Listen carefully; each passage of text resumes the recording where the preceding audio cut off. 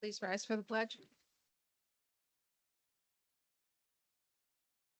I pledge allegiance to the flag of the United States of America and to the republic for which it stands, one nation, under God, indivisible, with liberty and justice for all.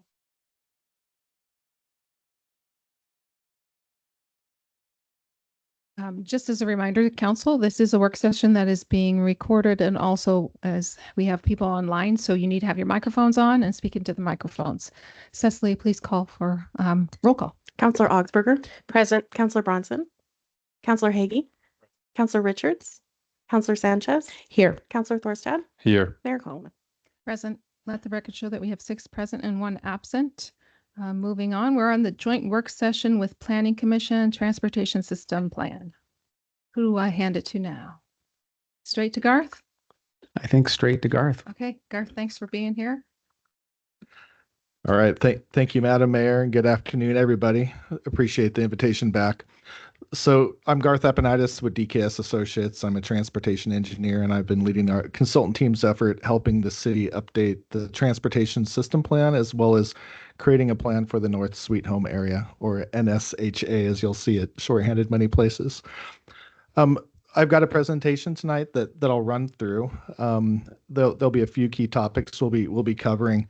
I think the intent as far as logistics, that we'll definitely be holding some time at the end for questions. Certainly, if you have any questions, bring them up then. But there's also some discussion items that I have that we can go to also if there are no questions. But there's a few key things we're going to be covering. I know we were here back in, I believe it was December, gave an update to some of you. We're going to be building off of that discussion, but I know there's some new faces too. So we have a few introductory slides.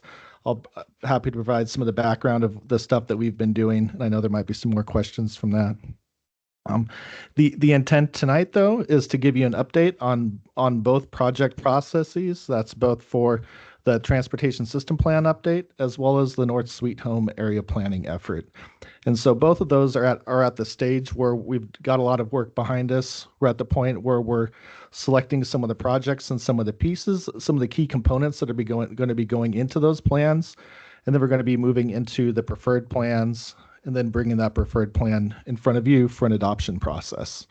So right now we're at this point where we have a lot of the work behind us, but we want to show you some of the key pieces and some of the projects and aspects that we're thinking are going to be in the plans based on our work so far.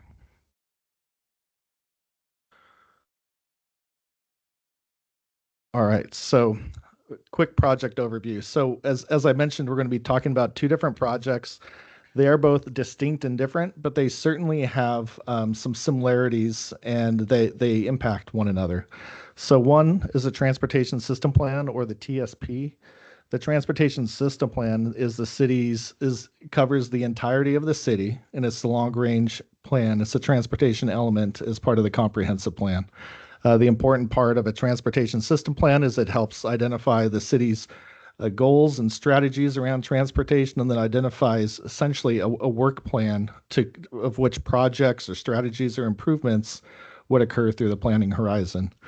And we'll talk about this a little bit more later, but there's a lot of projects and needs identified.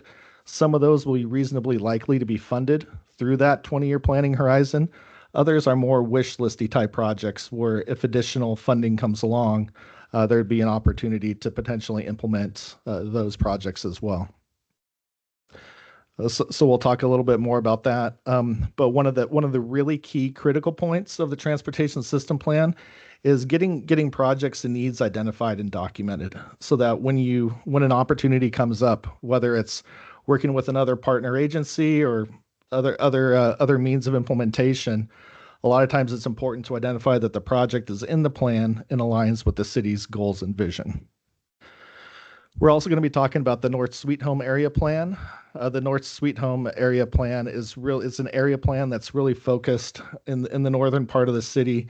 It's a bit broader than just transportation. We're looking at the types of land uses and development that could be possible there through the planning horizon, and we'll be going through some alternatives and talking about that a bit more tonight as well. But two distinct different pieces. They certainly overlap and affect one another as well.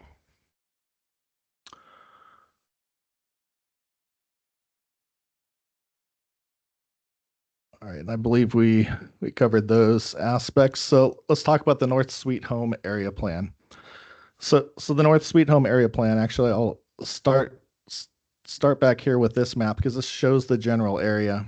So the North Sweet Home Area Plan is not a citywide effort. We're really focused on a specific area of this city, and it's the area that's bounded. It's everything on the southern edge of the river, north of the railroad tracks, and then going east to west. The boundary changes a little bit, but it's essentially Wiley Creek over on the eastern edge, and then I believe that's 18th is the far edge over on the western side. So we've been looking at a few different alternatives in the packet of materials that you were provided. A lot of this stuff is going to be a repeat or kind of an overlap from that, but there is this community booklet that we shared. So I've got a few slides that we'll go through, and certainly we can come back to any additional details. But looking at the area and thinking out over 20-year planning horizon, we put together a few different alternatives. It's a mix of different types of land use options, different mixes of a transportation system within the North Sweet Home area. And then we met and reviewed these with the technical advisory committee and the public advisory committee.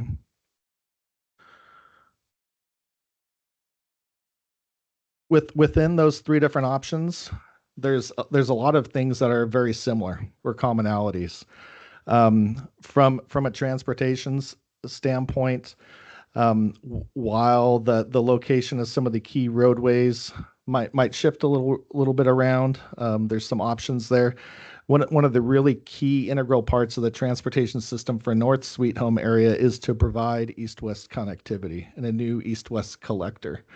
So that as folks are trying to travel east to west within the North Sweet Home area, you don't have to leave the area, come down to Main Street, travel down Main Street, and then go back up, crossing the rail 2 times while you're doing that. So that's a key facet. And certainly there's other general important aspects of the transportation system within there. Generally providing good connectivity, having neighborhood design with access to parks and trails, access to the amenities that are out there, including the riverfront itself. So there are some differences though between each of the alternatives, and we'll walk through those in a minute here. One of the key aspects though, as we'll show on some of the maps coming up, is we've thought about big picture, kind of from a comprehensive plan standpoint, what are the general types of land uses and where could they be situated within the North Sweet Home area? And before I get into this, I'll say one of the key feedback piece we probably heard as we've been talking with the community about this so far is it's really important to have flexibility and balance, but certainly with flexibility. This is a pretty large area. And given that, there's a lot of unknowns, both when the opportunities are going to come up, what areas will be developed first, and then based off of maybe what plays out in one area, what makes sense for another area. So certainly flexibility is a key component. That being said, we have a few different ideas on how those concepts could potentially lay out, and they'll be depicted on the following maps. But I just want to point out that's a mix of different types of land uses. So there's land uses which we call industrial employment, which could be a mix of different employment types, different types of industry. But the key thing is it's something that's really home to jobs that are supporting the community. Another aspect is residential opportunities, as well as thinking about hospitality options, whether that be something like a resort or types of camping. There's a lot of different ways that that could look like hotels, but different types of places where people stay. Either they live there full time as part of their home, or maybe as places that someone stays when they come to visit Sweet Home. And then the third key area that we're looking at too is thinking about commercial, retail, and event space. And I know there's been a lot of conversation in the past about various opportunities. Again, this is a pretty large area, and there's a lot of different opportunities for use of that space.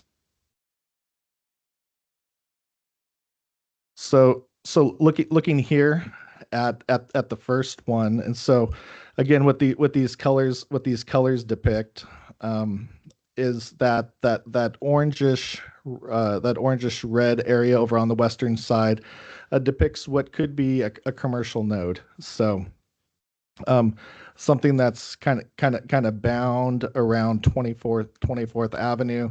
That could be one of the key ways in and out of the North Sweet Home area. Maybe you have commercial properties located there. This shows some of the employment space over to the east, and then residential space to the north, and some of that yellowish area. But one of the key aspects of this alternative is it shows a mix of all three of those use types. It also shows a transportation system on here. I'll talk about the transportation system in North Sweet Home in a couple more slides. The second alternative looks at removing the commercial space and instead focusing on employment space and residential space. And so you'll notice that the absence of that kind of a reddish orange color. So it focuses on employment space along the south and then residential areas along the north. And then the third option, again, includes a mix of all three.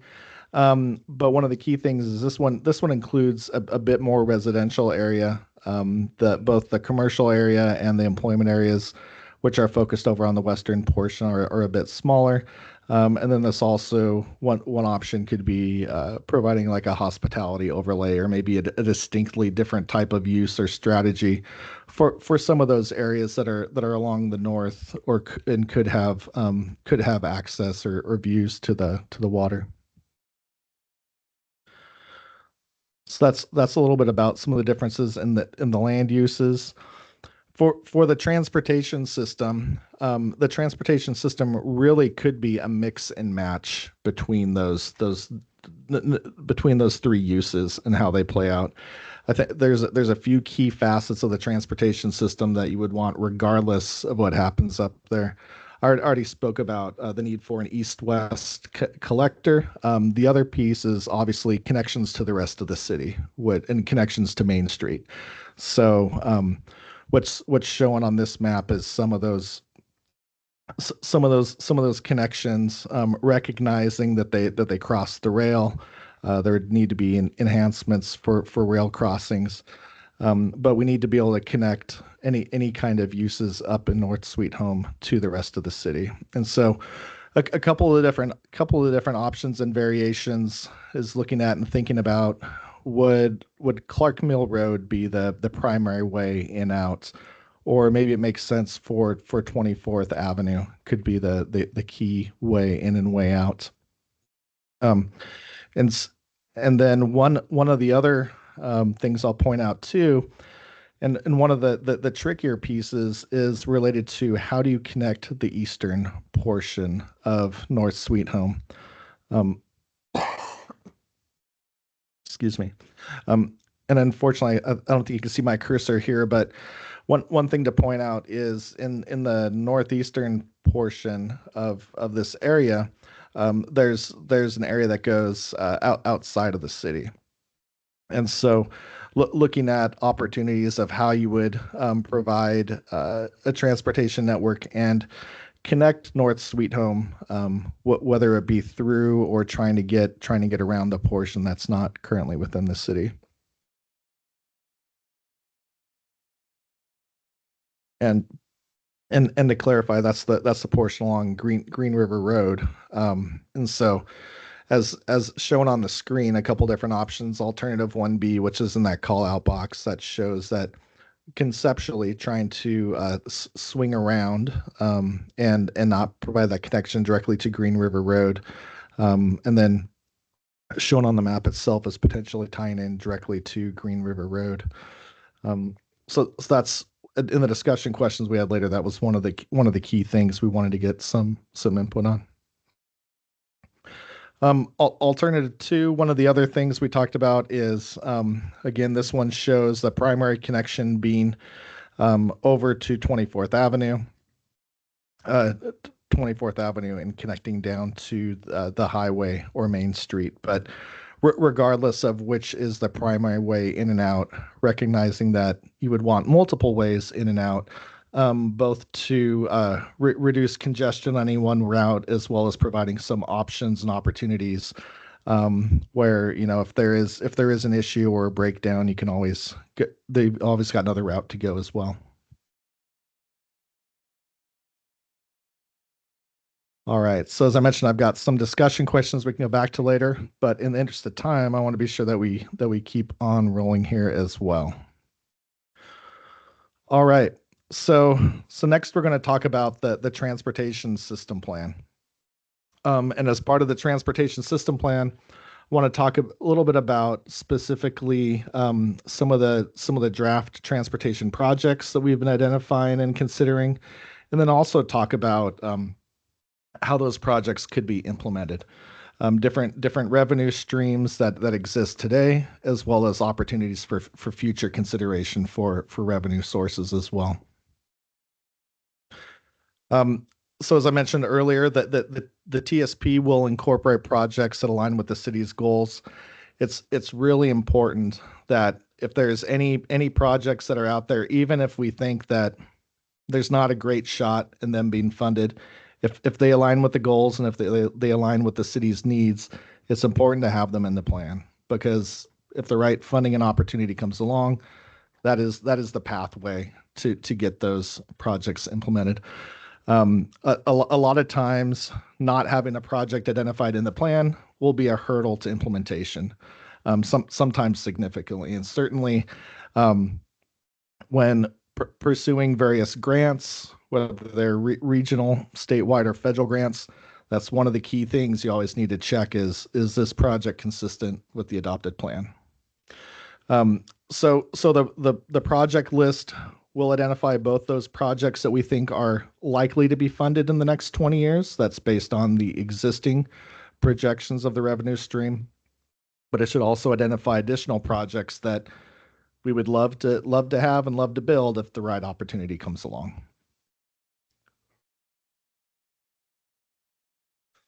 So those projects, you can slice and dice them a number of ways. One of the ways that we summarize them as we're talking about are some of the different types or purposes of the projects. And so there was a technical memorandum that we sent out as one of the background materials and some maps that I'll come back to later as well. But there's a variety of projects in there. Some of the projects have to do with intersection capacity. How do you safely, more effectively move vehicles through an intersection or through an area of street? Maybe there's safety needs. Maybe there's been either been a history of crashes at the location, or maybe there's been other close calls or things that we're aware of that fortunately haven't resulted in the crashes yet, but we would like to correct. There's also projects around improving the pedestrian system. Maybe there's gaps in the sidewalk system. In some places they might be short, in some places there might be longer stretches. Maybe there's missing bicycle network. Sometimes that means bike lanes. It doesn't always have to mean bike lanes. In some cases, it might be wayfinding in a shared lane. Aspects of safe routes to schools, which pulls in some of the prior planning efforts that have been done, and then also looking at rail crossing improvements where those are needed as well. And then there's always unique projects that don't necessarily fit into one of those buckets, but those are some of the more common buckets that we'll be talking about. And then how do projects get funded? So it's great to have to be aware of the needs and to have those needs identified, but then how do the projects get funded? And so these are some of the typical ways, but not necessarily unique to Sweet Home, but looking at other communities as well. How do projects typically get funded? Well, sometimes there'll be various city-led efforts that could be from system development charges, which the city does have. That could be from pursuing grant awards and getting some grant money for a project. There's various other types of transportation revenue that can come along. There's we'll be talking about existing revenue in a moment here, but there is recurring revenue that the city receives from the statewide fuel tax. So there is money that comes in. There's also a lot of stuff, maintenance and operations that need to be paid for as well. So that's something to keep in mind. Sometimes there's opportunity for development, making some of those improvements. Commonly, that will be along the frontage of development, that the half street improvements, building a sidewalk or other improvements along the frontage.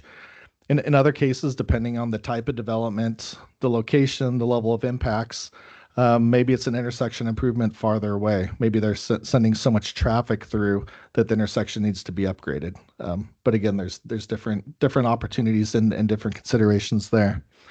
And then sometimes there's opportunities for partner funding, whether it be the county or ODOT or others.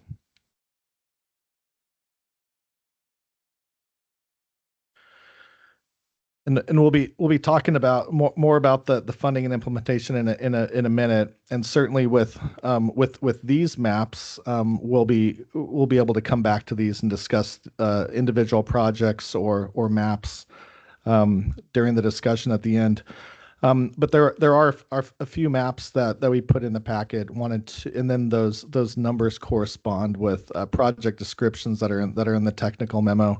But there's a few maps, and as you can see, there's dozens of projects or project needs that have been identified to address. This one shows gaps or needs within the bicycle network, or some of the other pedestrian or multimodal needs as well. So for instance, that A40 along Long Street. In this case, that would be not only bicycle improvements, but full street improvements that would include sidewalk gap infill as well.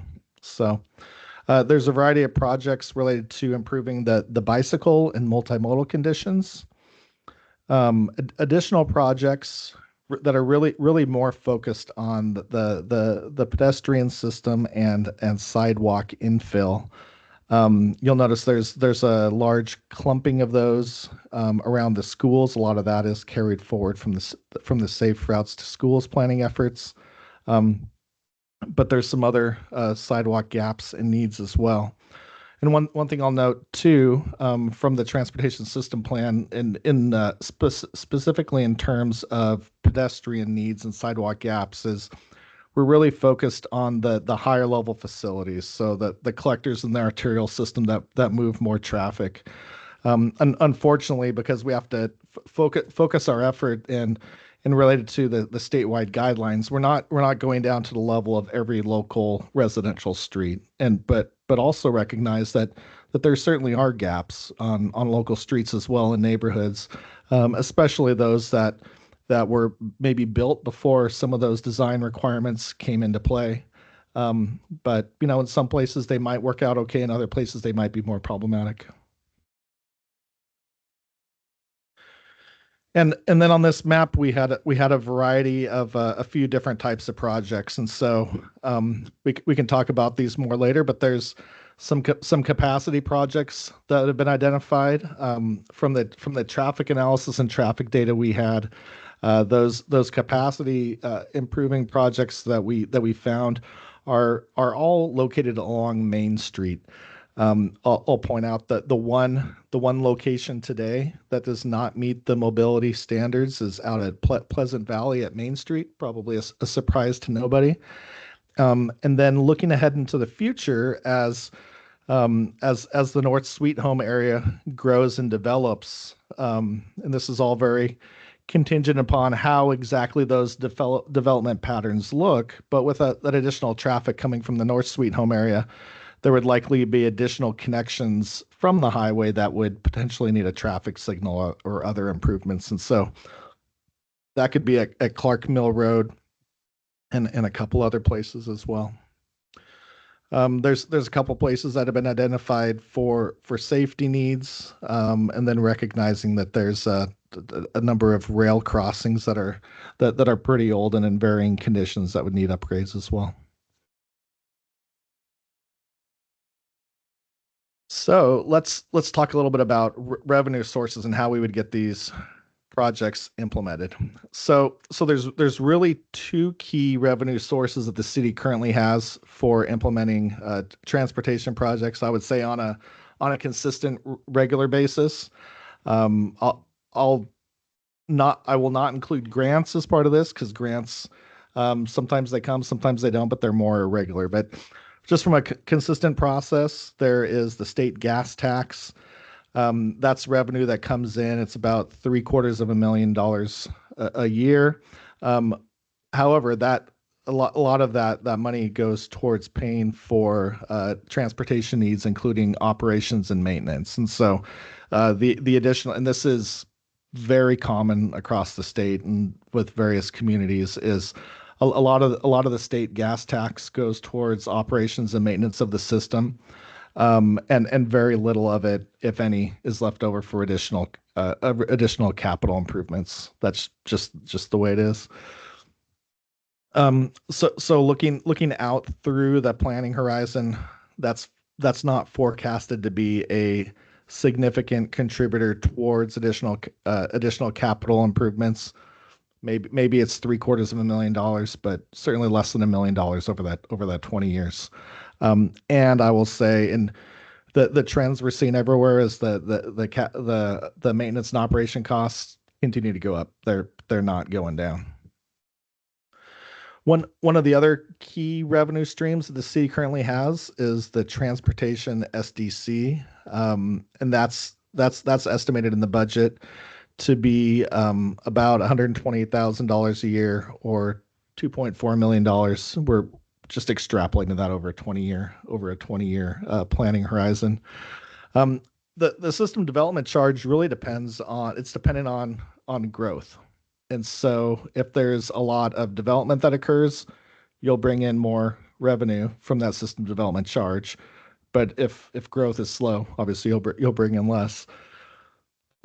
So there is opportunity looking at looking at land use projections and looking at some of the traffic forecasts that could be possible. There's an opportunity if growth is on the heavier side in the North Sweet Home area, if that area really takes off, there'd be more money coming in, and that could be closer to maybe a $10 million range rather than a $2.5 million range over the 20-year planning horizon.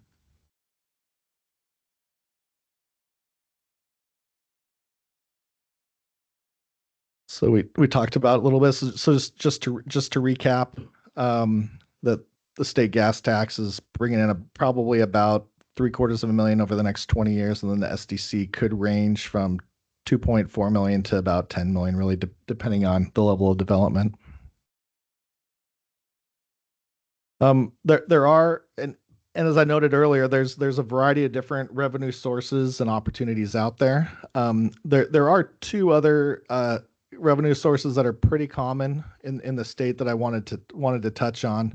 One is a local gas tax, and one is a street utility fee. These are a couple. I'll note they're used by different communities around the state. There's a lot of different options there, but I think they're at least worth noting. Local gas tax, essentially what that is. Sometimes you'll see it at the fuel pump when you're visiting different cities that have it. There's a federal gas tax, a state gas tax, and some places have enacted a local gas tax. Currently, there's about 30 cities or counties in Oregon that do have a local tax. It varies quite a bit. In some places it's seasonal, especially if it's an area that has a lot of visitor traffic. That is one, I guess, plus side to a local gas tax is that you can be collecting revenue from folks beyond just the residents in the city. So if you have a lot of tourists coming through, or others, that's a means for helping pay for their impacts on the transportation system. From the fuel tax, again, it ranges from about 1 cent to 10 cents per gallon. The potential revenue obviously depends on how much fuel you sell and what that rate is. And so it's really hard to forecast that. Just like a couple examples there, looking at like the city of Canby and Hood River, each of them have about 3 cents a gallon, which I'd say is there's cases that are more than 3 cents a gallon, but I think 3 cents a gallon tends to be the kind of the upper limit that a lot of communities go with. The 5, 6, and 10 cents are more exceptions. But you could be looking at about $400,000 annually, or really, depending on how much fuel you're selling, it's probably between 100,000 and 500,000 annually. But the gas tax does require voter approval. That's one of the key things as well. It requires voter approval, but the pro there is that you can collect fees from a population beyond just your residents. Another tool that's pretty common is a street utility fee. You might see this called different things: street maintenance fee, road user fee. Essentially, what it is, though, it's a fee that's tacked on to the monthly utility bill. And there's different ways of doing this. The fees typically range in Oregon. They're typically ranging from about $5 to $10 per month per home. So, just looking at an example fee of $5 a month, or $60 per home per year, you could be looking at around a pot of $5 million over the 20-year planning horizon. Street utility fees are pretty commonly used to help take care of roadway maintenance and operations. A lot of past surveys and voter sentiment has showed that when the public has a good picture and understanding of what something's being used for, it's easier to understand and to agree with it. You don't want something that's just going into a black box that no one knows what it's going to be used for. So it's commonly used to help cover street maintenance and operations. In turn, that allows those cities to use some of those state gas tax funds for capital projects. So, but it's not required that you have a restriction on what it's used for. That's just a common implementation tactic. So a quick recap on that. So as we're thinking in the context of the plan, as we're thinking about different projects, things we'd like to see happen in the city, either projects we'd like to see built, a conservative estimate is there's probably about $3 million, and that's based on those funding streams that currently exist. If there would be, future consideration for other types of funding streams, that could be higher. Really depends on, like, from an SDC standpoint, how much more development you have, or if one of these other funding sources, like a local gas tax or a utility fee was implemented, that would bring in even more money. But from a conservative standpoint, we'd probably be looking at about $3 million for a financially constrained project list.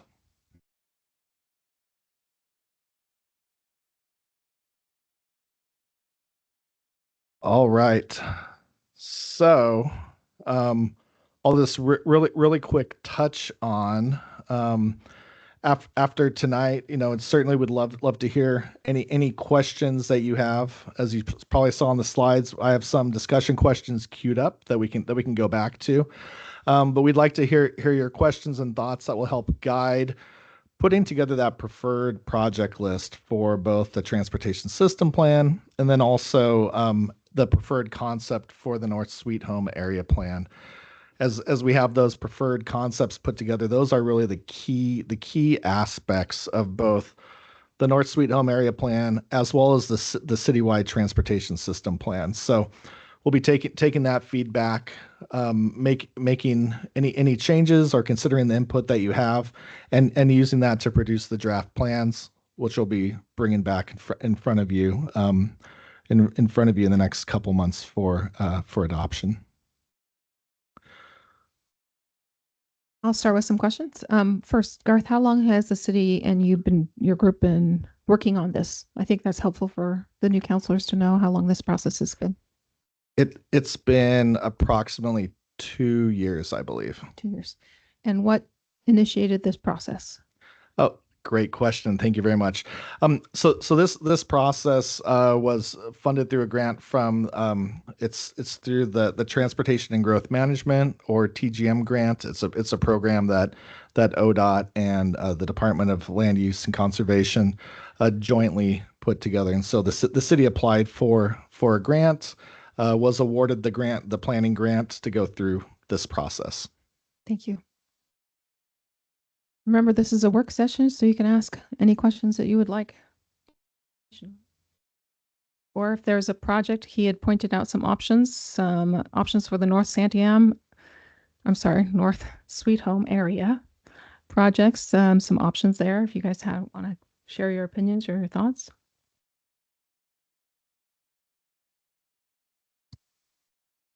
Yeah, some questions here on the, okay, when you're looking at the overall revenue over the, what are we saying here? Am I off on? Can you hear me now?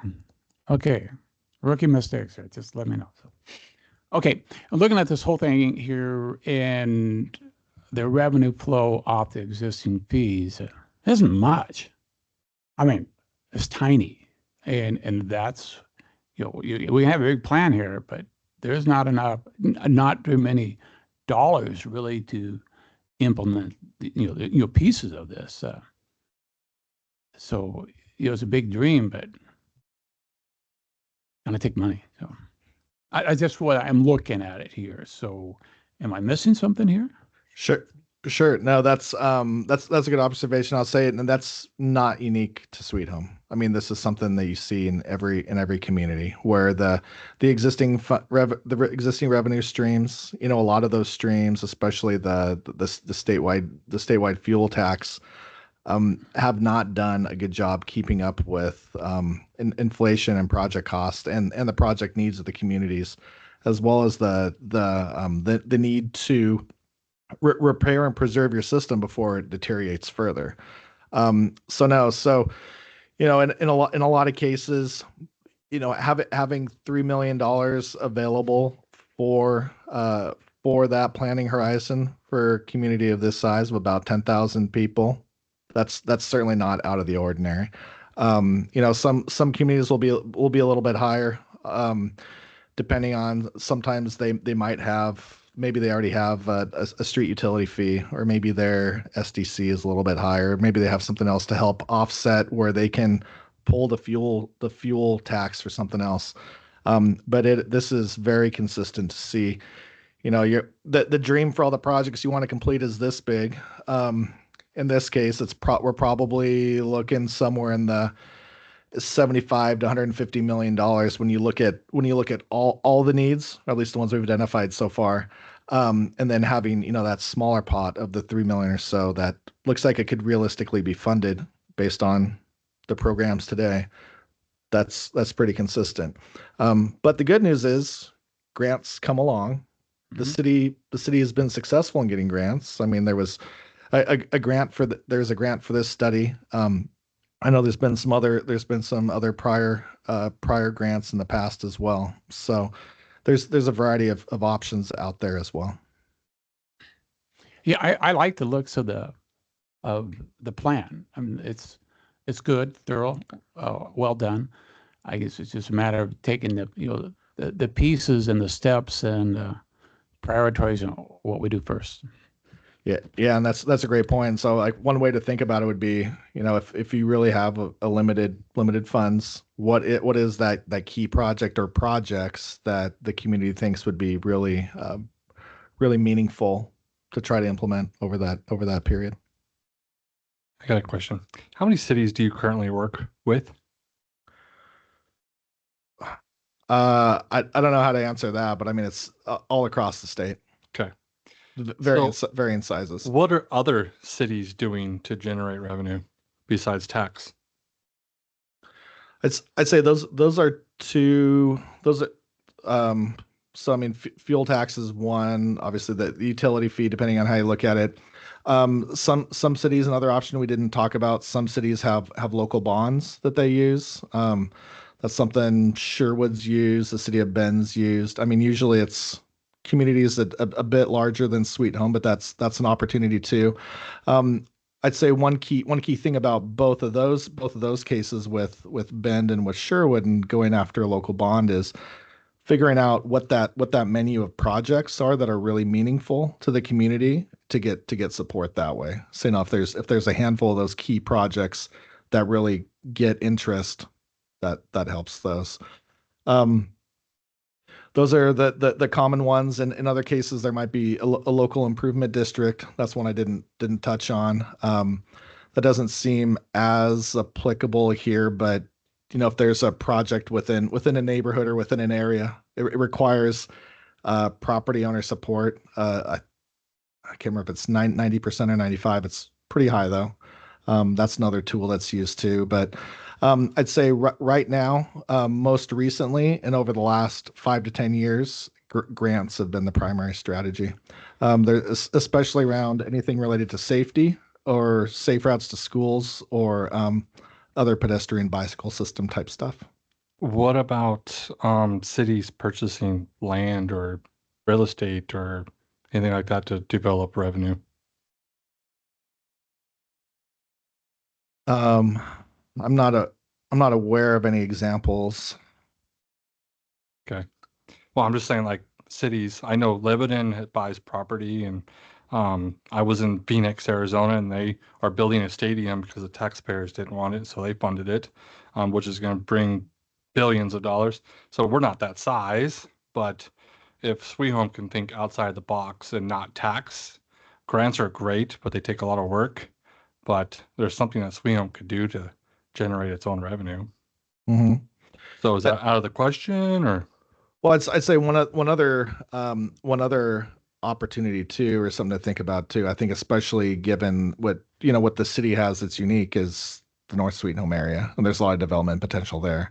And if the right, what you'll see in some other communities, and this varies quite a bit, but if there is a development opportunity that makes sense and brings in the jobs or helps with the general tax base as well, that's another way that funds are brought in besides just implementing new taxes or fees. Okay, I just wanted it on the record. Matt, are you gonna go ahead, Jane? I'm right behind you. I'm sorry. Don't want to startle you. Has the North Sweet Home area, do you think that would be a good candidate for like an urban renewal district where as that develops in that area, we could capture some of that tax revenue and apply it towards the projects that have been for that area that we would like to do?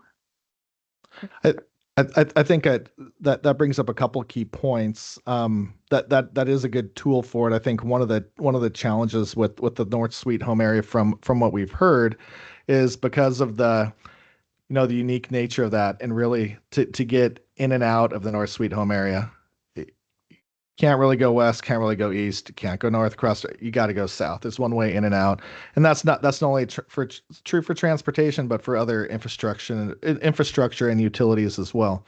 But because of that, it makes it kind of challenging that the areas furthest to the north probably aren't going to develop first because they would take a lot more upfront effort to get moving rather than if you build from the southern part and some of the areas that are closest connected to the existing transportation system, the existing utilities, that's going to provide the best return on that investment.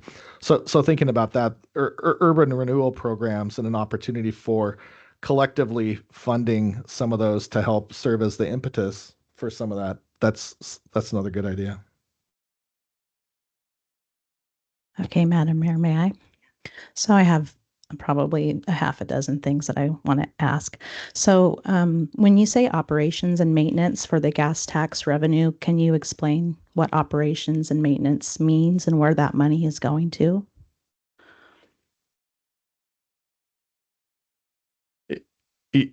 Yeah, I can. And I'll speak more generally because I can't say definitively for the city of Sweet Home, but just in general, and this is probably consistent with a lot of different cities. It covers a variety of things, and so it could be sign replacement, laying down paint, patching potholes or other cracking streets that are falling apart. Those variety of things. In some cases, depending on how it's run and monitored, maybe there's aspects of the street lights or lighting. Street sweeping. Laying down gravel before, or laying down gravel or deicer when you're going to have ice. I mean, there's a variety of different stuff.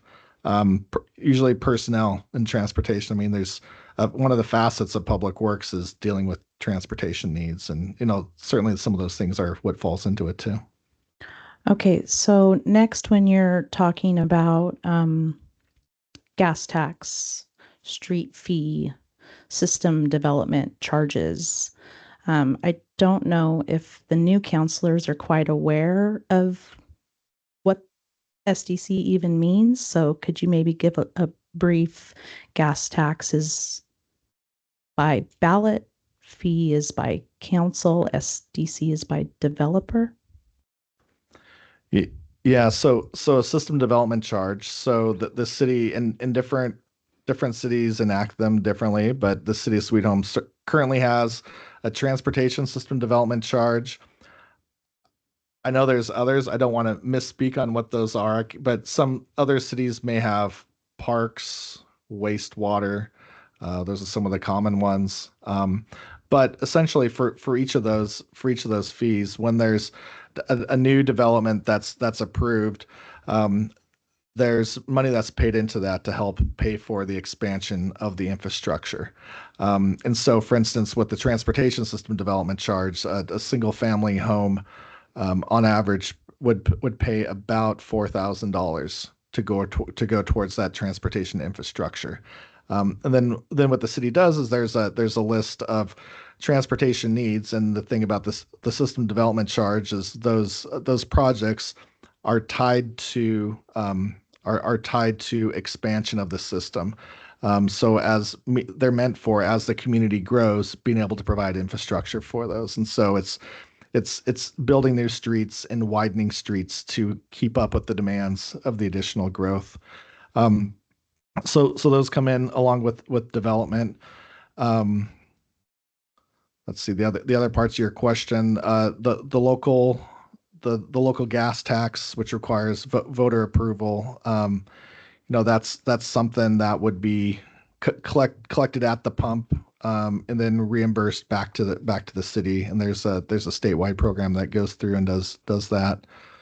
I feel like I missed part of your question. The transportation street fee, how that gets implemented. Yeah, so the street maintenance fee, and there's some flexibility here with how it's done, as I noted. That's essentially a council or city enacted a decision if that wants to be pursued. A lot of times, again, to make it an easier sell, there'll be restrictions or definition put on how it is used. Street maintenance is the most common because that's the most easy one to make the case for. But I believe as far as requirements go, if it wanted to be used or targeted on capital projects, you could do that as well. But I think you would want to define how it would be used. Can I ask two more, Madam Mayor? Yes. Okay, so when we're talking about the development of the North Sweet Home area, the property owners, have they given any feedback about what their needs or requests would be for us to consider? Yeah, I'd say that the two, I think I mentioned this earlier, but the two key things are flexibility.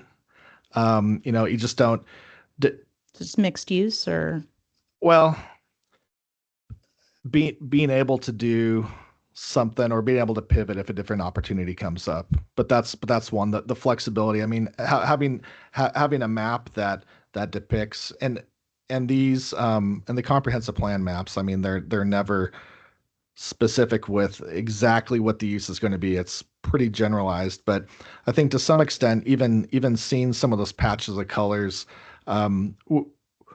there's other tools and ways around this, but I think you just want to be careful that it's not too restrictive. That, if there's an opportunity in another area that still could make sense, they're not bound to not being able to do it. The other key thing is just with the implementation and the phasing of some of this stuff. I noted areas that are further to the north, that are further away from the existing transportation system, that would need utilities to connect to them or new roads to be built. Those are challenging to implement prior to some of those connections being made. So that's the other key thing that's come up. I don't have the answer to that, to how to alleviate that, but that's one of the other key things. So I'd say that the two things are the phasing and some of the difficulty of getting that infrastructure further away from what exists today, and then just being able to be flexible with where uses go and some of the opportunities. And the other thing is too, I mean, obviously the market continues to evolve, and it's not just based on what's happening in Sweet Home, but what's happening elsewhere as well. So, it's you just don't want to be too concrete or too prescriptive with the plans. And certainly with these plans, whether they're being done in Sweet Home or elsewhere, you want to be sure that it's something that matches the vision and works overall, but still allowing some level of flexibility as you have that specific developer with an idea and a site plan that still, meets the intent of what you're trying to do, but maybe has a couple different nuances to it. I have a whole bunch, but I'll just leave it at one. So I don't think the new counselors, maybe they are, maybe they aren't, but I wasn't when I was new. A plan is necessary so we can plan for the future, as well as be competitive with other communities to receive grants, apply for grants. It's not necessarily what we're actually going to have happen. It's aspirational in a way, something that we strive for. Is that your interpretation of a plan? Absolutely. Yep. And really a lot of times it can come down to, I mean, there's certain requirements for transportation. We're talking about the transportation system plan here. There's certain requirements from the statewide requirements, certain things you need to do. Overall, it's pretty high level. A lot of times cities will choose to maybe dial down and be a little bit more specific with things, but you don't necessarily need to be that specific. And certainly, one of the key things is when you have opportunities that come up, and maybe there's going to be a new wastewater project, and you think, oh, it would be so great Maybe. to pair this with this street improvement. Oh. You want to have that flexibility that you can phase and implement those projects that you might not have. When you look back at the plan, does the plan say, oh, this is a low priority project that we would never do? You don't want to block yourself from future flexibility. If nobody else has another one, I have It one sounds like more. Counselor But Hagee has yes, please. I just was wondering with the SDCs, you said about 4,000 for a single family dwelling. Does that scale up, as apartments go in, there's that much more strain on the systems? That's a great question. Yeah. So the way that it's implemented in the city or elsewhere, there's typically a rate schedule based on the type of use. And with transportation SDCs, it goes back to how much traffic are you generating. So usually a single family home is kind of used as like the common uniform. I mean, to have an apples to apples comparison across communities. But certainly, the nice thing about a single family home is that on average they generate one trip in the evening or 10 trips during the day. So if you're to look at maybe a fast food restaurant that's creating 300 trips in the afternoon, you can scale it accordingly. But yes, it absolutely depends on the type of the use and the size, and there's a rate schedule that shows that.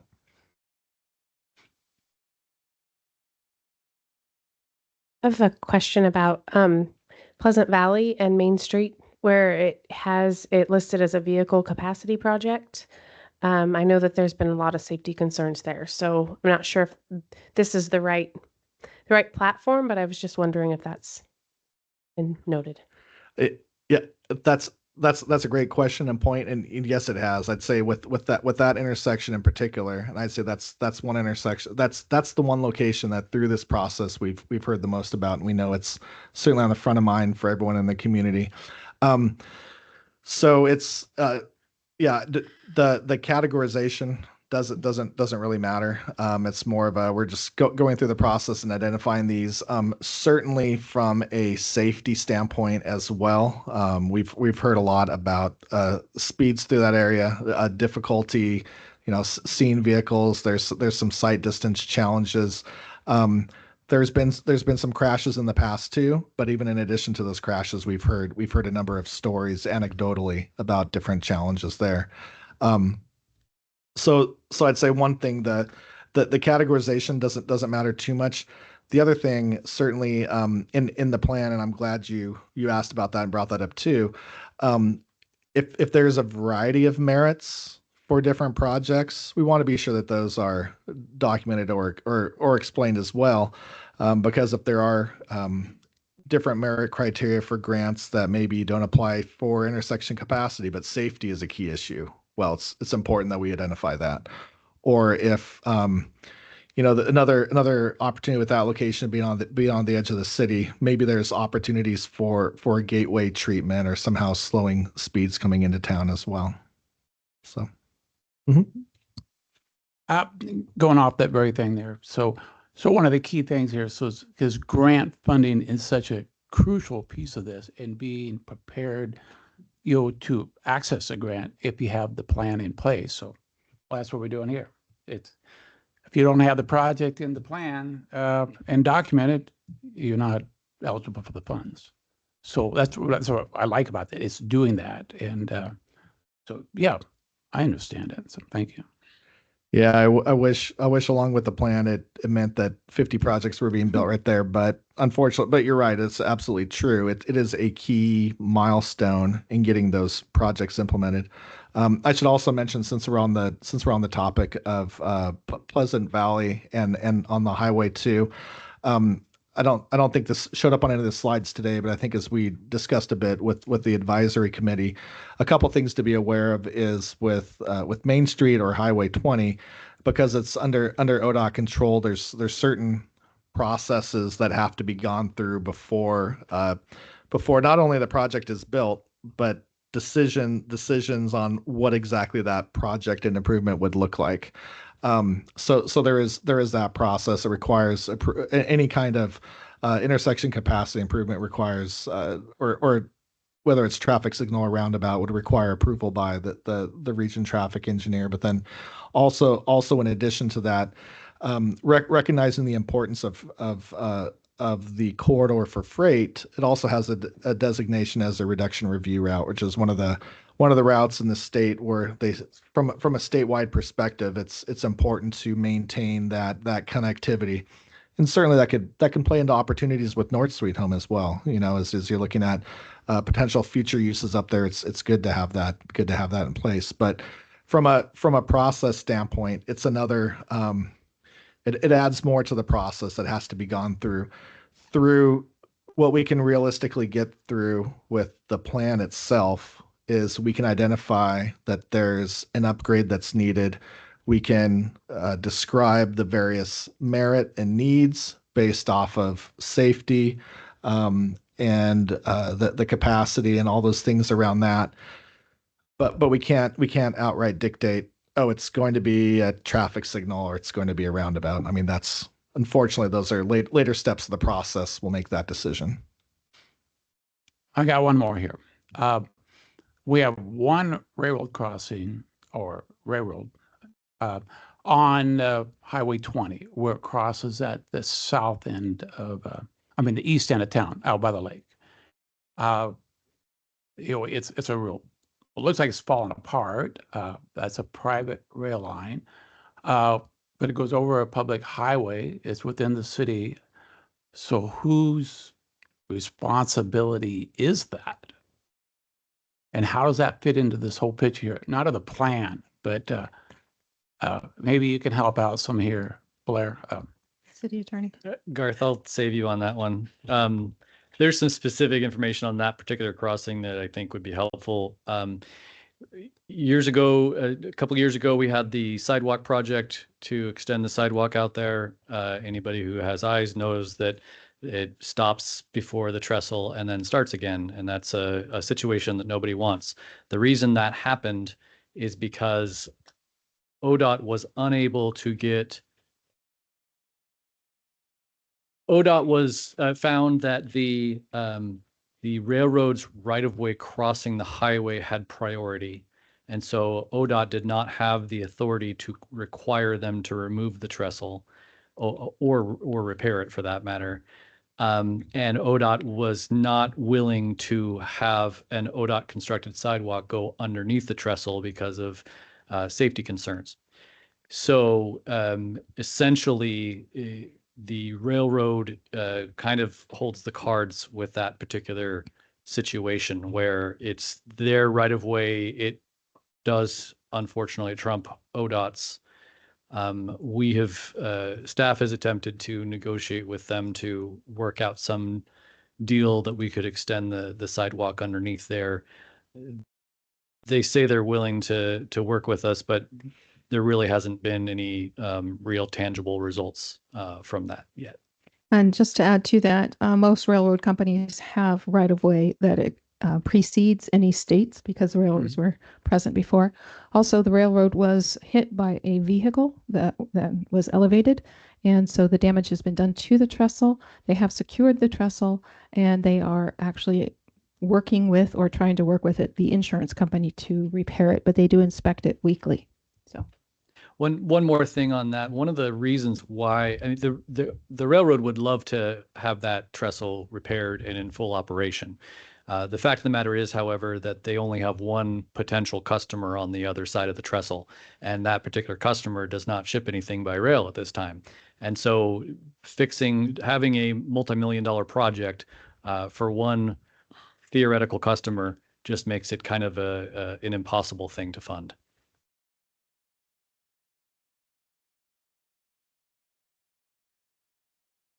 And the liability. And pieces are falling. I live out there. I see the pieces are falling off there and stuff. So is that ODOT's liable? It's the railroad's property. So if a piece of the property falls onto the state highway, railroad has precedence. So I haven't researched that particular matter, but my guess would be that's the railroad's responsibility. Okay. Thank you.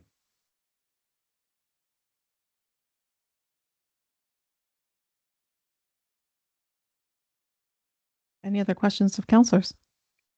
Go for it. Okay, so this will be my last one, I promise.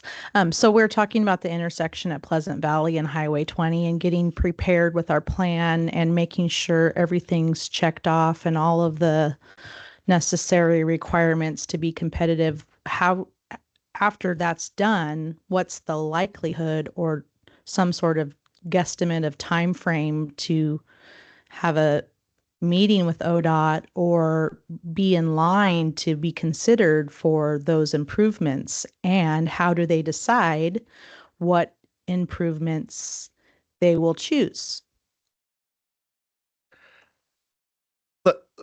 Yeah, there's a lot packed in there. So let me see if I can address a few different things that get at your question. Number one, yes, the key part is to get it in the plan and identify all the benefits or needs that could help address. I mean, make the rationale for why the project is needed. It's important to, number one, do that. Number two, as part of, well, from a process standpoint, then I'll come back to timeline. From a process standpoint, from a decision making to what a design would be, just to get to what the design is going to be, that would have to go. There's a process that ODOT has, regardless of this being on a reduction review route, but you would need to do it. They've got a formal process for an intersection control evaluation where it's a pretty detailed comparison between, okay, what's the need? Is roundabout or traffic signal more favorable to that, and going through that process. After going through that process, you would have to go to the Mobility Advisory Committee, or the MAC. That's basically the deciding body that represents or that reviews all the proposed improvements for the reduction review routes. And so that's the process. As far as timeline and what that would look like, I think there's a few different variables or conduits there. What ODOT, again, this is part of ODOT's system. ODOT regularly monitors crash data around the state, and regularly looks at making improvements around the state based on the crashes that are occurring. And that's, they have what's called the All Roads Transportation Safety Program, or ARTS. And so that's a program that comes up. So as I noted, there's been some crashes there in the past. We know there's some safety issues there. If it elevates to a certain level of need there, it could trigger action through that program. Otherwise, as far as time frame and opportunities, it might really depend on what's going on in the area around there. I mean, I think certainly if there would be development that comes in that ODOT says, oh, hey, we need to take a closer look at that could trip or trigger that process sooner. I think otherwise, once it gets into the plan, continuing to have the conversations with ODOT and others, recognizing the importance of moving something forward is a key thing. But other than that, I mean, there's some variables, but I can't specifically say the timing of what that process would take or when it would be initiated. Were you gonna say something, Blair? Oh, I was just gonna, Garth, is there not, I believe there's some local advisory committees, transportation advisory committees. I don't remember what the term was. I know when the previous city I worked for in Eastern Oregon, there was a local committee made up of representatives from the various counties and cities. Yeah, there's the ACT, or the Area Commission on Transportation. That's what I'm thinking of. So is there an option through that the city could work through them to get more attention to it? Yeah, that's a great route to go, because that body and that committee typically will be looking at and coordinating needs across the area that they're representing, and having that brought to their attention. And again, especially with this being on the state system and of a regional importance, I mean, this is not just tucked away in the corner of the city, but that's a good platform. And just to tie into that, Counselor Sanchez sits on that regional committee for the city of Sweet Home. So it'd be a great thing for you to take to them and let them know we are concerned. I did receive an email from ODOT back in October that said that that intersection has never made it to their top 15% of intersections around the state. And so they've never looked at it. But that doesn't mean we could keep pushing. So Yeah, that's what I was wanting to know.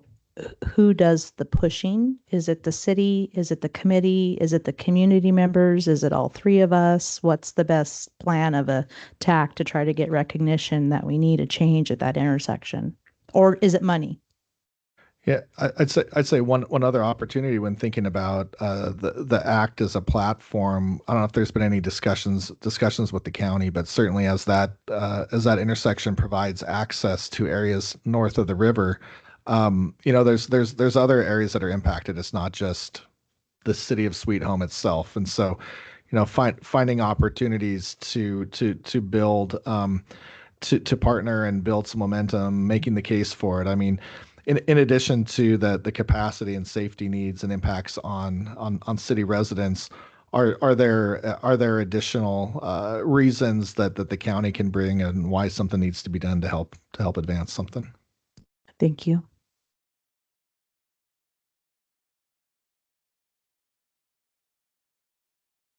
Madam Mayor, I have a Yes. question. Garth, one of the questions I have is, since this is so important for grant funding and being competitive, don't we have a deadline coming up that we have to have this approved? It was my understanding it was first part of March, mid-March. I just don't want to miss the deadline since staff finds that pretty important for grant writing. I'm not aware of a specific grant program. I don't know if Well, I just staff mean has since this plan is important when we apply for grants, we want to have it adopted. And is there a deadline for that adoption? I believe that was March, wasn't it? I don't know about that. So there's current as I think as I noted earlier, but this process itself is part of a grant from the Transportation and Growth Management Program, and that process currently the consultant contract for that process goes through March. So maybe that's what it's Maybe that's referenced what to. I had heard. Yeah. As far as any other stipulation for grant eligibility, there's not one that I'm aware of. I mean, certainly within metropolitan areas, there's compliance requirements with the regional plan and with the local plans, but this doesn't fall into that. specifically, is there anything that you need from council tonight during this work session to help you move forward? That's a great question. I'm glad you asked. I think too. I know we just have a few minutes left, but I would love any specific input on maybe with the North Sweet Home area and the types of uses. As I noted, we had a few different maps. There's a lot of similarities. We've heard a couple key things from the property owners. And any key thoughts on types of uses that we definitely want to be mindful of and keep on the table, or that we wouldn't want to allow in the North Sweet Home area? I think that would be helpful as we draft a preferred plan for that. Personally, I really like option number 3 because it seems more flexible. It does have multiple uses laid out in it. It also highlights the 24th Avenue corridor as a main avenue in, and I think that would be probably the most favorable in the community because there aren't any residential homes right on that avenue right now. So, Madam Mayor, may I just add a comment to kind of piggyback off Chief's? Sorry, now I scoot up. I think what Chief was, one of the things, and Garth asked, you asked what you need from the council and from the planning commission. It'll go back in front of the planning commission is your feedback. We need that sooner rather than later, because not only does Garth and has to put all this together, DLCD needs to get it reviewed, ODOT, and then it has to come back to the Planning Commission for recommendation, then back to you. So there's still quite a bit of process. So we don't want to drag this out longer and longer and longer. I think is what we're trying to get at, is getting your feedback, as quickly as possible, with your thoughts, so that they can put the information together, and then we can come back with that final plan is kind of what we're looking at, because we want to try to get this finished up by end of March, 1st of April, if possible. So, but it does still have to go in front of DLCD to be able to be reviewed, as well as come back to both entities, both the Planning Commission and City Council. So just, there is a timeline, but there's still a lot of work to be done. So just to make you aware of that. Thank you.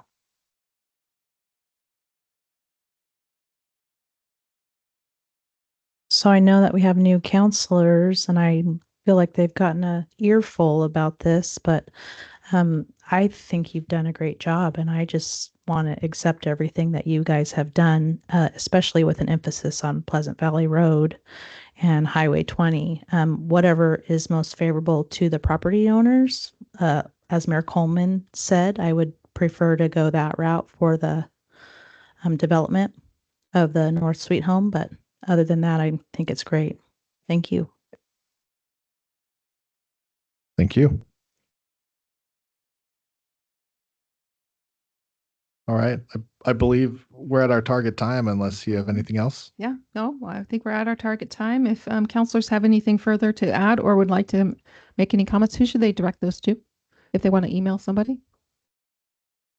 To, yeah, they're like, none of us. Oh, any of you. Okay, okay. Good to know.